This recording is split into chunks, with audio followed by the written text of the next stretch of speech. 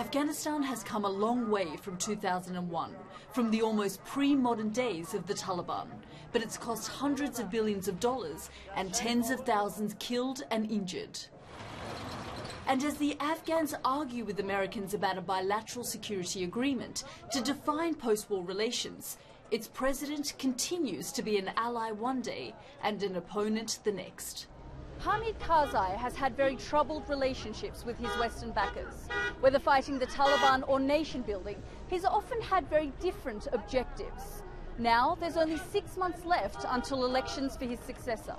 So what does he really think about the United States, the Taliban, of Britain's war in Helmand? Is he at all bothered by the enormous levels of corruption here, or by women's rights? In one of his last major interviews as president, Hamid Karzai has agreed to speak to Newsnight. There's no doubt that the country has grown, developed and come a long way in the last 12 years.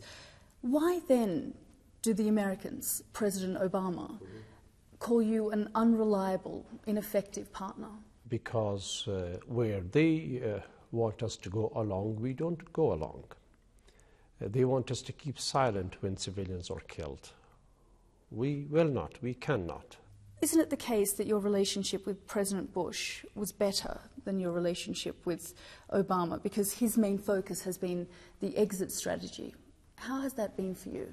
I had a very good relationship with President Bush, and those beginning years, there was not much difference of opinion between us. The worsening of relations began actually in 2005, where we saw the first incidents of civilian casualties, where we saw that the war on terror was not conducted where it should have been, which was in the sanctuaries, in the training grounds beyond Afghanistan.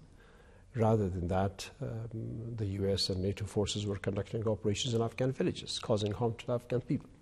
Are you talking to the Taliban yourself personally? Yes, we are. Yes, we are. We have our whole system engaged in several directions to bring stability and peace to Afghanistan. Is the goal to bring them into some kind of power-sharing deal in government? Absolutely. There are Afghans where the Afghan president, where the Afghan government can appoint the Taliban to a government job. They're welcome, we will do that.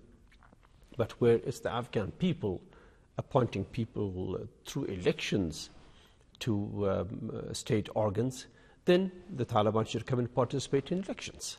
So to clarify this, yes, as Afghans, they are welcome to the Afghan government, like all other Afghans. Yes, as Afghans, they are welcome to participate in elections as all other Afghans. A British audience or an American audience watching this would wonder, what was all this for then? 12 years of fighting, lives lost, and the Taliban would just walk back in and be part of government?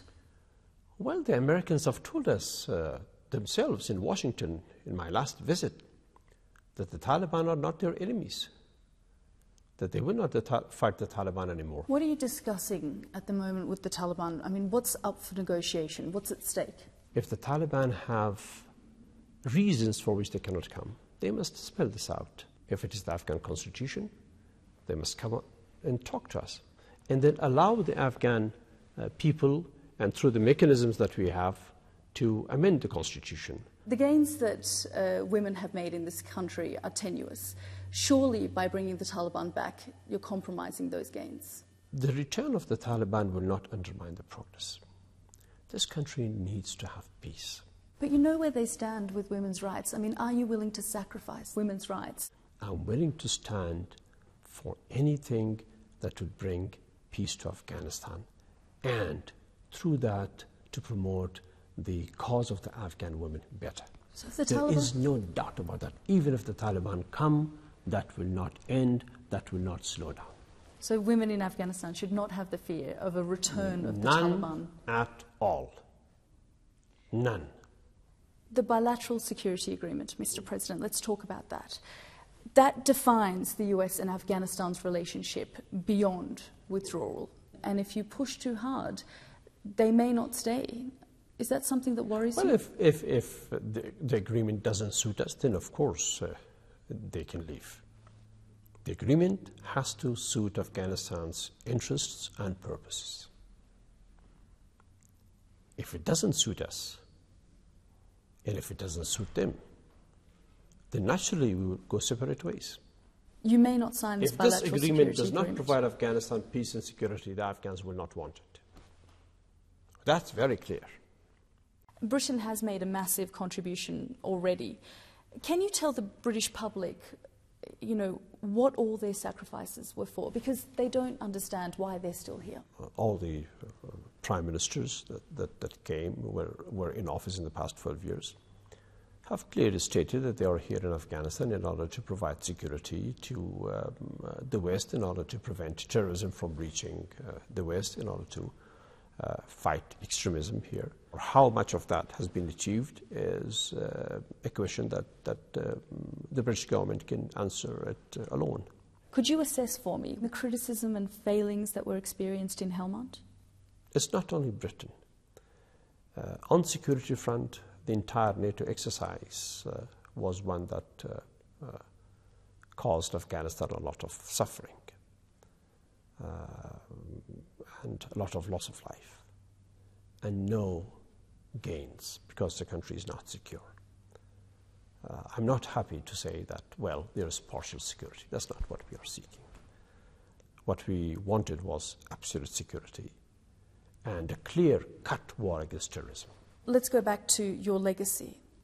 Some people would say that your legacy here in office has been tainted by the corruption in this country, that Afghanistan is the third most corrupt country in the world.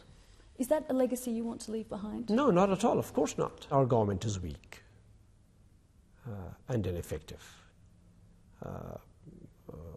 in comparison to other governments. We've just begun.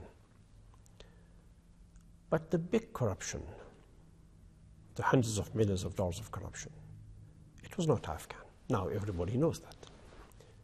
It was foreign, the contracts, the subcontracts, the blind contracts given to people, money thrown around to buy loyalties, money thrown around to buy submissiveness of Afghan government officials to policies and designs that the Afghans would have not agreed to.